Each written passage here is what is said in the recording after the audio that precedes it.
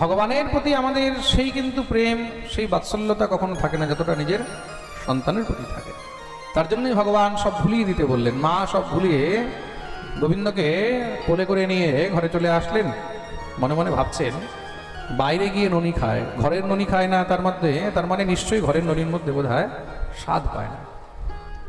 আজকে মা যশোমতী কি করলেন? নিজের হাতে দধিমন্থন করছেন। একদা গৃহদাসীষু যশোদানন্দগেহিনী কর্মান্তর নিযুক্তা সুনির্মমন্থ স্বয়ং দধি।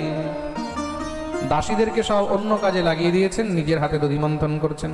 আর দধিমন্থন করতে করতে গোবিন্দের গুণগান চলছে। ইয়ানি ইয়ানি গীতানি তদ্বাল চরিতানি চ দধি নির্মন্থনে কালে স্মরন্তি তান্যগায়ত। গোবিন্দের গুণগান শুরু করে দিয়েছেন। ভগবান ঘুমাচ্ছিলেন। যখনই মহারাজ নিজের গুণগান শুনেছে, ভগবানকে আর থাকতে পারে? ভগবান দৌড়ে বসে মায়ের কোলে উঠে গেছে। मैया मैया ये क्या कर रही है? बोले लाला मैं तो माखन बिलोय रही हूँ, तेरे लिए माखन निकाल रही हूँ। ভগবান বললেন, আচ্ছা আজকে আমার জন্য তুই নিজের হাতে মাখন বের করছিস? তুই তো আমার প্রাণের থেকেও বেশি প্রিয় রে বাবা। ভগবান বললেন, তাই নাকি? তাহলে ছাড়, আমি আগে তোর দুগ্ধ পান করবো। ভগবান মায়ের স্তনপান করছেন। দেখুন, পুত্র স্নেহ স্নুত কুচ যুগম জাত কম্পম চ শুভ্রুহ।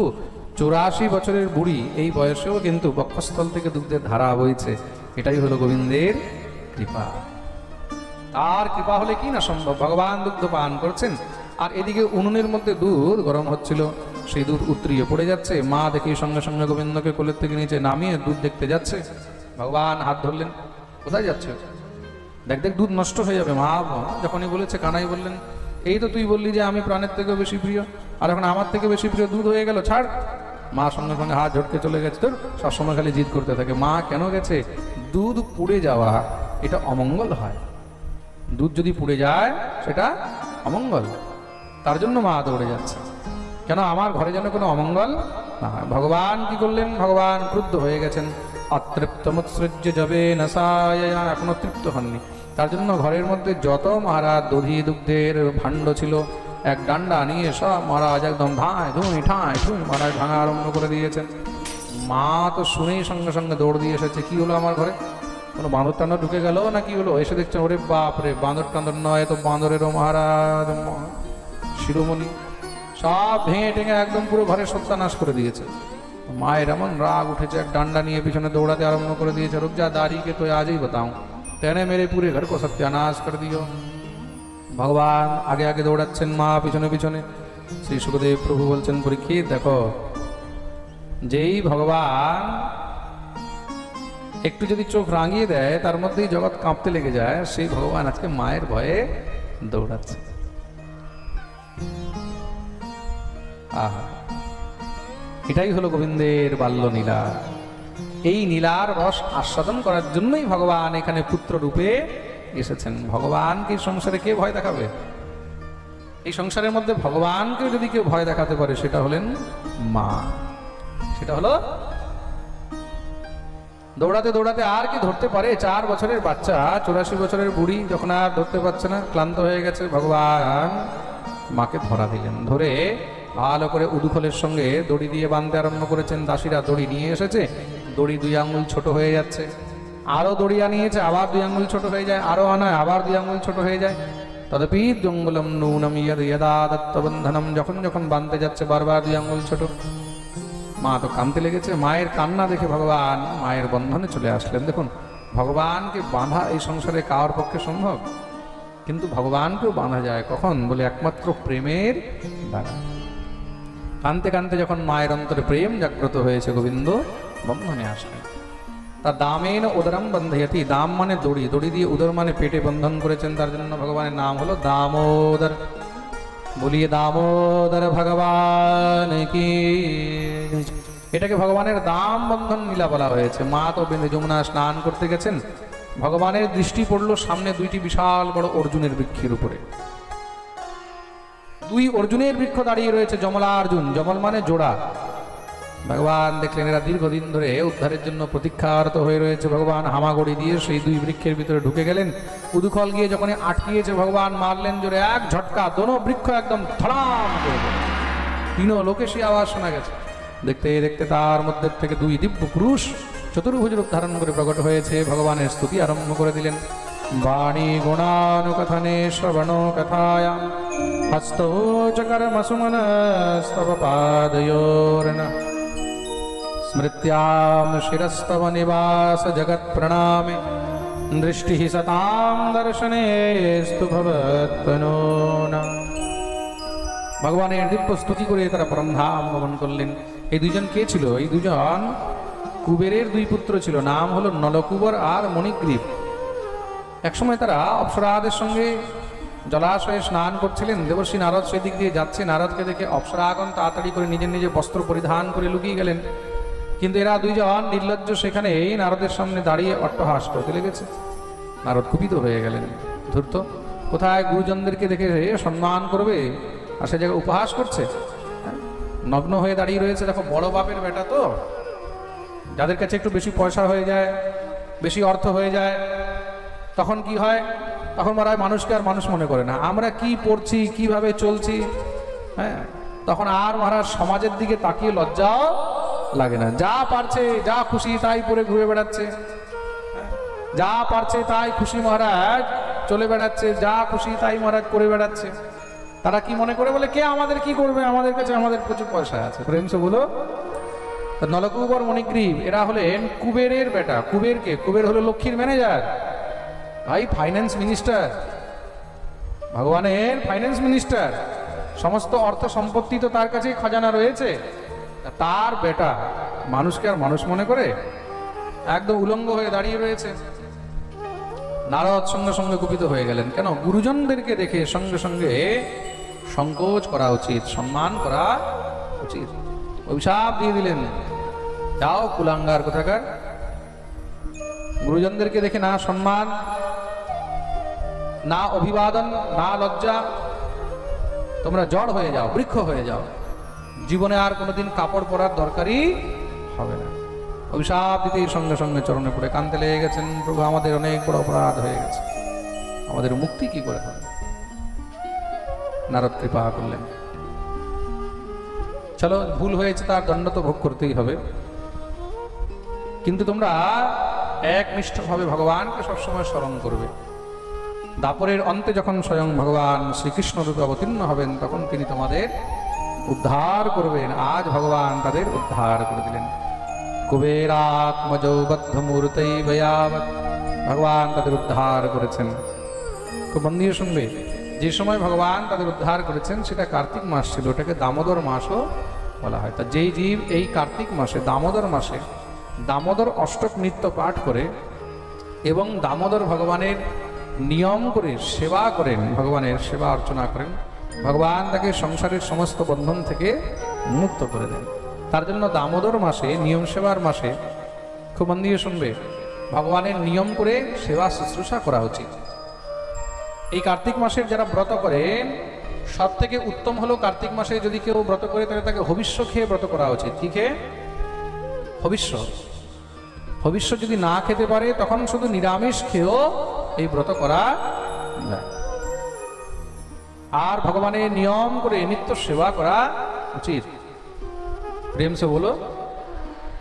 এইদিকে কি হয়েছে? সব ব্রজবাসীরা সেই বৃক্ষ পড়ার আওয়াজ শুনে দৌড়ে এসেছেন। কি হলো কি হলো? এসে দেখছেন সেই দুই বৃক্ষের মাঝখানে নন্দলাল বাঁধা রয়েছে।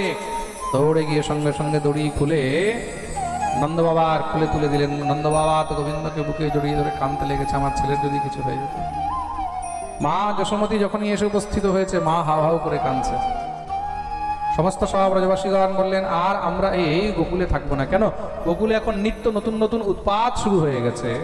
কখনো রাক্ষস আসে, রাক্ষসী আসে, গাছপালা উড়ে পড়ে যাচ্ছে। যদি আমাদের কানাইয়ের কিছু হয়, নন্দবাবা বললেন, কানাইয়ের জন্য তোমরা নিজের নিজের ঘর বার সব ছেড়ে দিয়ে চলে যাবে? সব ব্রজবাসীরা বলল, নন্দরায় আজ বলেছো জীবনে আর কোনোদিন বলবে না আমার কানাই। এই কানাই শুধু তোমার নয়, কানাই আমাদের সবার। সব গোকুলকে প্রাণ জীবন ধন, সে তো আমাদের প্রাণ ধন। তার যদি কিছু হয় আমরা তো সব মরে যাব। কৃষ্ণ ছাড়া আমরা থাকতে পারব। গোবিন্দের কিছু হলে ব্রজবাসীরা কি করে? ব্রজবাসীদের প্রাণ হলো একমাত্র কৃষ্ণগত প্রাণ, একমাত্র কৃষ্ণনিষ্ঠ প্রাণ। তাদের সকাল হয় কৃষ্ণকে নিয়ে আর দিন শেষ হয় কৃষ্ণ নিয়ে, দিন শুরু কৃষ্ণ নিয়ে, দিন শেষ কৃষ্ণ নিয়ে। উঠাতে কৃষ্ণ, চালাতে কৃষ্ণ, বসাতে কৃষ্ণ, সবসময় কৃষ্ণ। কি বাচ্চা, কি বুড়ো, কি নর, কি নারী, প্রত্যেকের মুখে দিনরাত শুধু কৃষ্ণেরই কথা, কৃষ্ণ ছাড়া তারা আর কিছু বোঝে না। তো গোবিন্দের যদি কিছু হয় তাহলে ব্রজবাসীরা থাকবে কি? নন্দ বাবা বললেন তাহলে এই স্থান ছেড়ে যাবে কোথায়? এত সুন্দর ঘর বাড়ি, চাষের জমি, যমুনা, এগুলো ছেড়ে যাবে কোথায়? তাদের মধ্যে এক বৃদ্ধ গোপ উপনন্দ, তিনি বললেন এর থেকেও খুব সুন্দর জায়গা আছে। কোথায়? বনম বৃন্দাবনম নাম পশব্যম নবকাননম গোপ গোপী গবাম সেব্যম পুণ্যাদ্রি তৃণবীরুধম। তার নাম হলো শ্রীধাম বৃন্দাবন। বলিয়ে বৃন্দাবন ধাম কি জয়। আহা, ভগবান শ্রীধাম বৃন্দাবনের যাত্রা করছেন। ভগবানের মনে যে কি আনন্দ! কেন ভগবান বুঝে গেলেন এখান থেকে আমার বৃন্দাবন লীলা আরম্ভ হবে। আর বৃন্দাবনের মধ্যে ভগবানের এক থেকে এক মহারাজ অদ্ভুত অদ্ভুত লীলা হয়েছে। আর এখান থেকেই ভগবানের কিন্তু আরেক নাম হলো বৃন্দাবন বিহারী। কি নাম হয়েছে? জোরে বলো। বলিয়ে বৃন্দাবন বিহারী লাল কি। কেন বৃন্দাবনের মধ্যে ভগবান মন খুলে সমস্ত সব লীলা আনন্দ করে করেছেন। আহা, তো সমস্ত সব রাখাল বালকদেরকে নিয়ে ভগবান শ্রীধাম বৃন্দাবনের দিকে চলছেন। দিব্য আনন্দে নৃত্য করতে করতে শ্রীধাম বৃন্দাবনের দিকে বেরিয়েছেন। সমস্ত সব যত মহারাজ রাখাল বালক ব্রজবাসীরা সবাই নিজের নিজের যা যা বস্তু গরুর গাড়ির মধ্যে সব তুলে নিয়েছে। ধুমধাম করে আনন্দ করে সবাই মহারাজ বেরিয়েছেন শ্রীধাম বৃন্দাবনে। আর যারা যারা মহারাজ চলছেন সবাই দিব্য কীর্তন করতে করতে আনন্দ করে শ্রীধাম বৃন্দাবনের দিকে বেরিয়েছেন। তা আমরা কি করে বাকি থাকি? কে কে বৃন্দাবন যেতে চায়? যারা যারা যেতে চায় দোনো হাত করে করে, পাক্কা তো? তাহলে চলো চলো যাই বৃন্দাবনে, চলো গো সবাই। আহা, আরে চলো চলো যাই বৃন্দাবনে, চলো গো সবাই। চলো চলো যাই বৃন্দাবনে, চলো গো সবাই। চলো চলো যাই বৃন্দাবনে, চলো গো সবাই।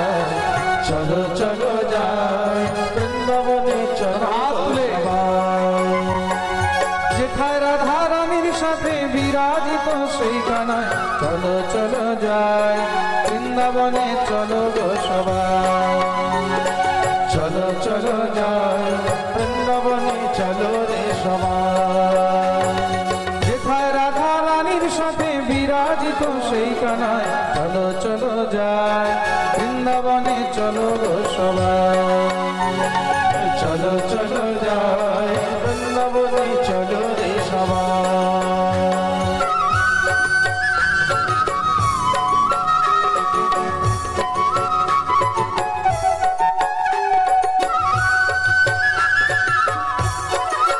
बोलिए वृंदावन धाम की।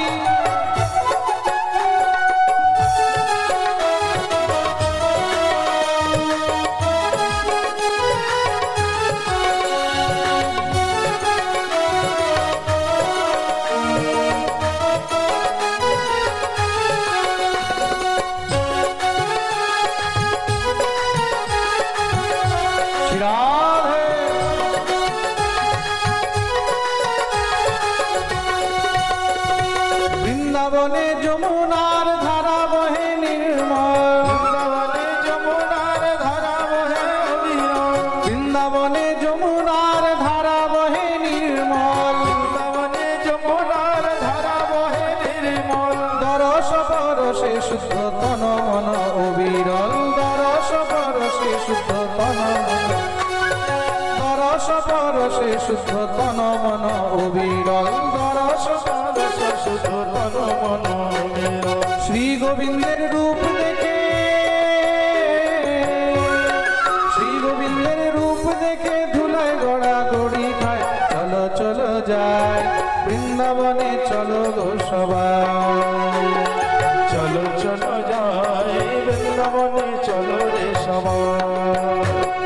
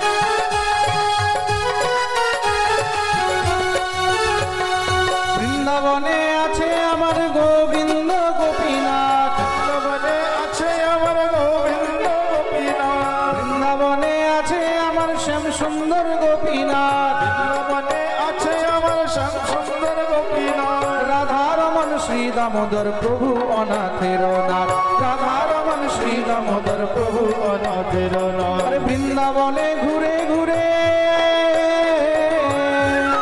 বৃন্দাবনে ঘুরে ঘুরে জীবন ধন্য করব তাই, চলো চলো ভাই বৃন্দাবনে চলো গো সবাই, চলো চলো যাই বৃন্দাবনে চলো রে সবাই, চলো চলো ভাই বৃন্দাবনে চলো গো সবাই, চলো চলো যাই বৃন্দাবনে চলো রে সবাই। আরে চলো।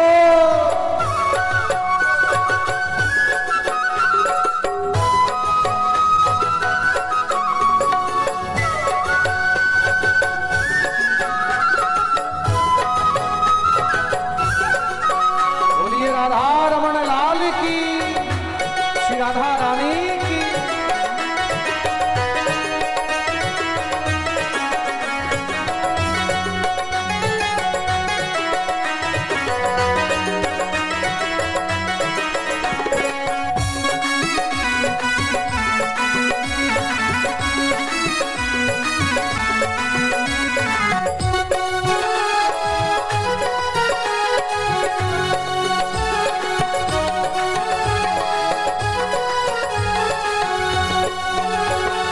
বৃন্দাবনে সাধু গুরু বৈষ্ণবের দর্শন, বৃন্দাবনে সাধু গুরু বৈষ্ণবের দর্শন। বৃন্দাবনে কাদের কাদের দর্শন? বৃন্দাবনে সাধু গুরু বৈষ্ণবের দর্শন, বৃন্দাবনে সাধু গুরু বৈষ্ণবের দর্শন। অন্তিমেতে পাবে রাধা গোবিন্দের শ্রীচরণ, অন্তিমেতে পাবে রাধা গোবিন্দের শ্রীচরণ। মানব জন্ম ধন্য হবে,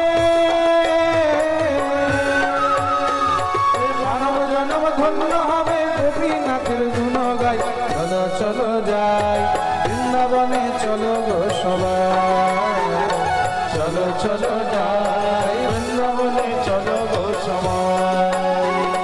যেথায় রাধা রানীর সাথে বিরাজিত সেই কানায়, চলো চলো যাই বৃন্দাবনে চলো গো সবাই, চলো চলো যাই বৃন্দাবনে চলো গো সবাই, চলো চলো যাই বৃন্দাবনে চলো গো সবাই, চলো চলো যাই বৃন্দাবনে চলো গো সবাই, চলো চলো যাই বৃন্দাবনে চলো গো সবাই, চলো চলো যাই বৃন্দাবনে চলো গো সবাই, চলো চলো যাই বৃন্দাবনে চলো গো সবাই, বৃন্দাবনে চলো গো সবাই, বৃন্দাবনে চলো গো সবাই, বৃন্দাবনে চলো গো সবাই। বলিয়ে বৃন্দাবন ধাম কি জয়। সবাই নিজের নিজের জায়গায় বসে যাবে যারা যেখানে ছিলেন সেখানে। আরে চলো চলো যাই বৃন্দাবনে চলো গো সবাই, চলো চলো যাই বৃন্দাবনে চলো গো সবাই, যেথায় রাধা রানীর সাথে বিরাজিত সেই কানায়, চলো চলো যাই বৃন্দাবনে চলো গো সবাই, চলো চলো সবাই মিলে গাইবে। বৃন্দাবনে চলো গো সবাই, চলো চলো যাই বৃন্দাবনে চলো গো সবাই, চলো চলো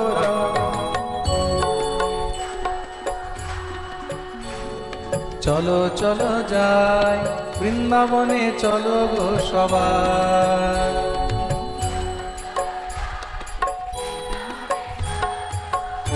बोलिए वृंदावन धाम की, श्री राधा रानी की জয়। ভগবান বৃন্দাবন বিহারী হলেন। ভগবানের বয়স এখন 4 বছর হয়ে গেছে। মাকে বলছেন, মা আমি এখন গরু চড়াবো। मैया मैं तो गैया चरावन जई हाँ, আমি এখন গোচারণ করব।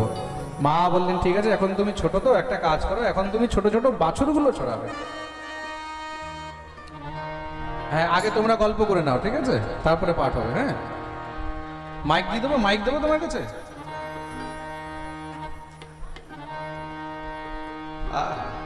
গল্প করতে কি মজা, প্রেম সে বলো, আরে বলো না, আরো জোরে, আরো জোরে, সবাই দুনো হাত তুলে জয় জয় শ্রী রাধে। ক্যামেরাম্যানরা খেয়াল রাখবে, এবার থেকে যেগুলো গল্প করবে ওগুলোকে টিভির মধ্যে দেখিয়ে দেবে, ঠিক আছে? ढंग से फोकस कर देना एकदम से बात, प्रेम से बोलो। মা যশোমতী বললেন দেখো এখন ছোট বাচ্চা তো, এখন একটা কাজ করো, তুমি বাছুরগুলো চলো। কবে থেকে মা শুভ তিথি মুহূর্ত দেখে গোবিন্দের হাতে গোমাতার পূজন করালেন? কবে? কার্তিক মাস শুক্লপক্ষ অষ্টমী তিথি, যেটাকে গোপাষ্টমী বলা হয়। ভগবান গোচারণ আরম্ভ করেছেন, গরুর পালক হলেন, নাম হলো গোপাল। বলিয়ে গোপাল ভগবান কি জয়। ভগবান গোচারণে বেরোন। এদিকে কি হয়েছে, ভোজরাজ কংস একটি অসুর পাঠিয়েছে, সেই অসুরের নাম হলো বৎসাসুর। বাছুরের রূপ ধারণ করে এসেছে।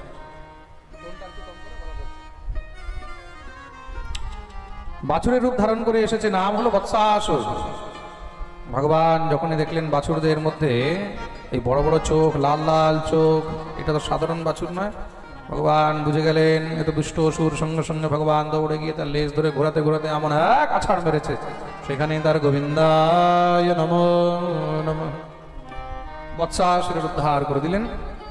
কংস আরেকটি অসুর পাঠিয়েছে, নাম হলো বকাসুর। বিশাল বড় বকের রূপ ধারণ করে এসেছে। এই বকাসুর কে ছিল জানো? এই বকাসুর পুতনার ভাই ছিল। পুতনার আরেকটা নাম ছিল বকি। পুতনার এক নাম কি? বকি। আসলে এরা বক রূপ ধারণ করে থাকতো। কোন রূপ? বক। বক হয় না, বক ফুল নয় কিন্তু, ওই যে বক পাখিগুলো। প্রেম সে হলো।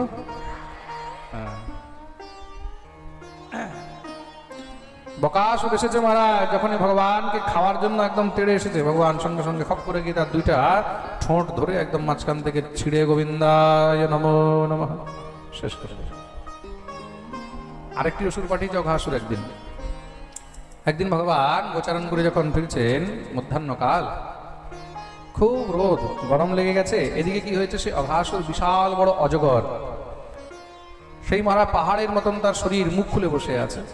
রাখাল বালকরা তাকে দেখে সব কানাইকে বললেন, কানাই দেখ কি সুন্দর গুফা, চল চল আমরা গিয়ে একটু এখানে বিশ্রাম করি। ভগবান বললেন, ভাই গুফা টুফা নয়, এটা অসুর। রাখাল বালকরা বলতে, তুই তো মনে হয় স্বপ্নেও এখন অসুর দেখিস। কেন? ছোটবেলা থেকে অসুরদের সঙ্গে পাল্লা পড়েছে তো।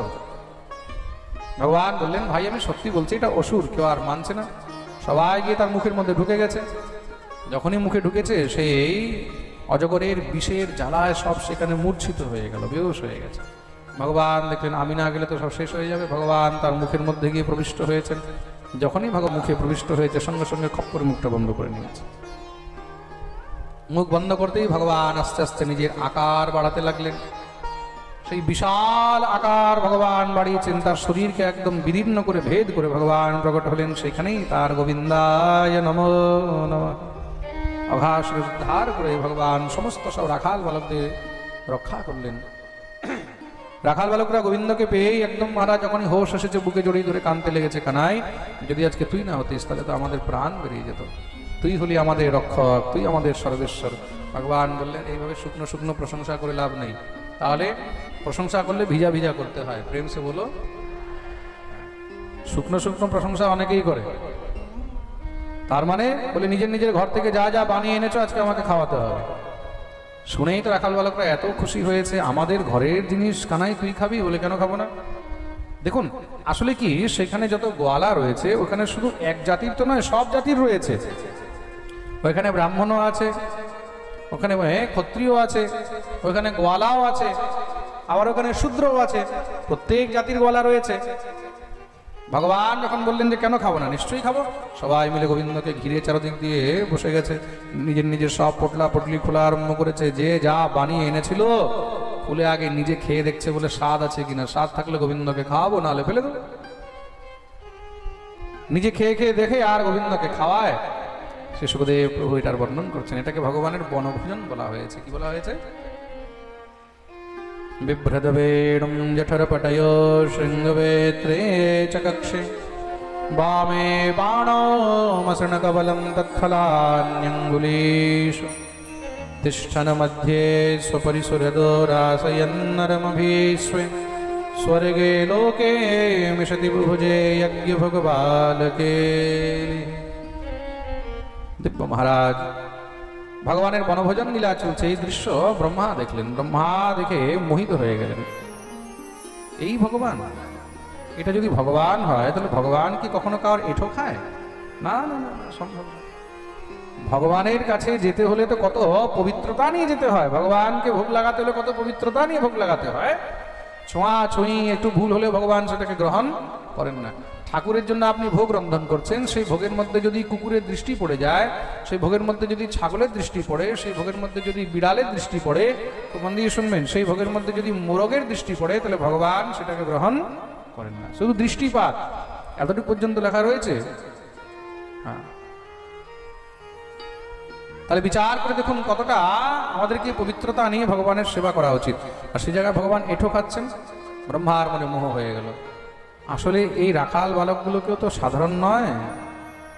আর ভগবান এখানে মনুষ্য লীলা করছেন। ভগবানের লীলা বোঝা কাউর সামর্থ্যের মধ্যে নেই। ভগবান কখন কি করবেন এটা কেউ না বুঝতে পারবে, না কেউ বোঝাতে পারবে। ভগবান যা ইচ্ছা তা করতে পারে। খুব মন দিয়ে শুনবে কিন্তু।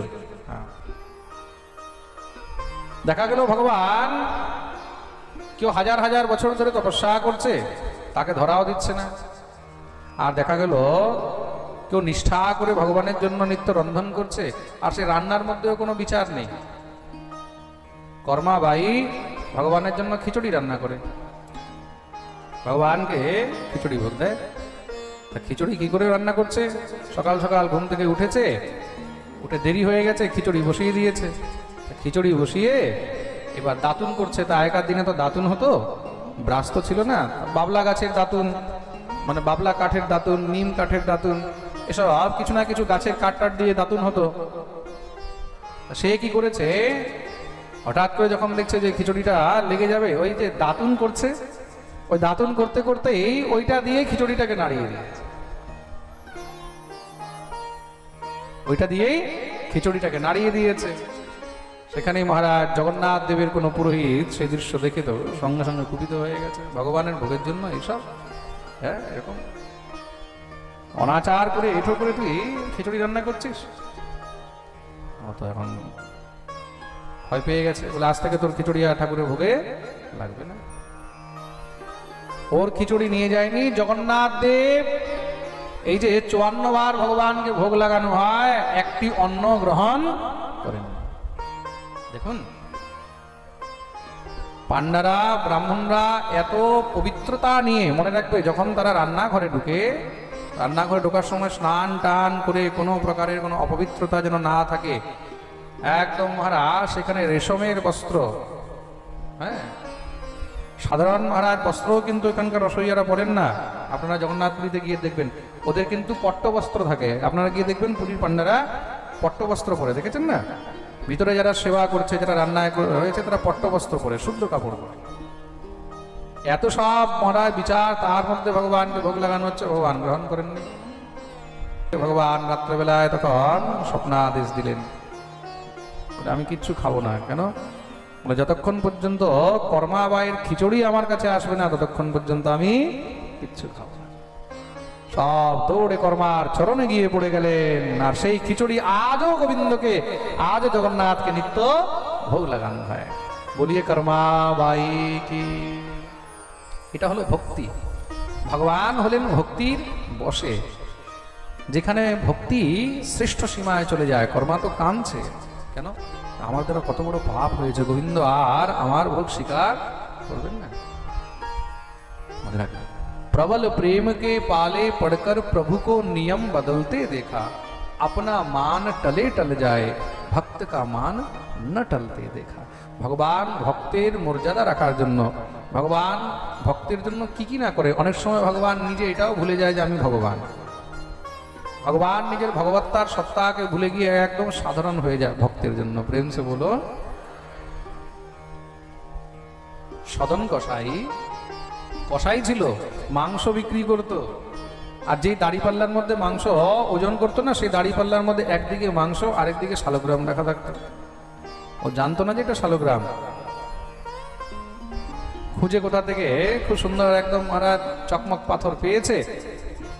তখনকার দিনে তো আর আলাদা আলাদা ওই ওজন করার জন্য কি বলে ওগুলোকে, বাটখারা, ওইগুলো তো জায়গায় জায়গায় অত অ্যাভেলেবেল ছিল না। তো পাথর টাথর দিয়ে ওইগুলোরই মাপ নিয়ে তারপরে ওজন করতো। তো ওইটা দিয়ে মাংস ওজন করে বিক্রি করছে। আর চারদিকে চর্চা ছড়িয়ে গেছে কি বলে, সদনের কাছে এক চমৎকারই পাথর আছে। কেন, যদি বলে আধা কেজি তাহলে আধা কেজি ওজন হয়ে যায়, যদি বলে 1 কেজি 1 কেজি ওজন হয়ে যায়, 5 কেজি 5 কেজি ওজন হয়ে যায়। চর্চা ছড়িয়ে গেছে চমৎকারী পাথর। এক সাধু দেখতে গেছে এমন কোন চমৎকারী পাথর, দেখছি আরে তো মাথা খারাপ হয়ে গেছে, শালগ্রাম শিলা দিয়ে মাংস ওজন করছে, বুদ্ধি ভ্রষ্ট হয়ে গেছে তোর। আরে মূর্খ, জানিস এটা কি? শালগ্রাম শিলা, সাক্ষাৎ নারায়ণ শিলা। তখন কসাই তোর ধম থরথর কাঁপতে লেগে গেছে। মহারাজ আমি তো জানি না, আমি তো মূর্খ সূর্খ, আমি কসাই, আমি মাংস বিক্রি করি, আমি কি জানি কি শালগ্রাম। কিন্তু সদন কসাই পরম ভক্ত, দিনরাত শুধু হরিনাম করতে থাকে। মাংস বিক্রি করছে কিন্তু মুখে শুধু হরিনাম চলছে।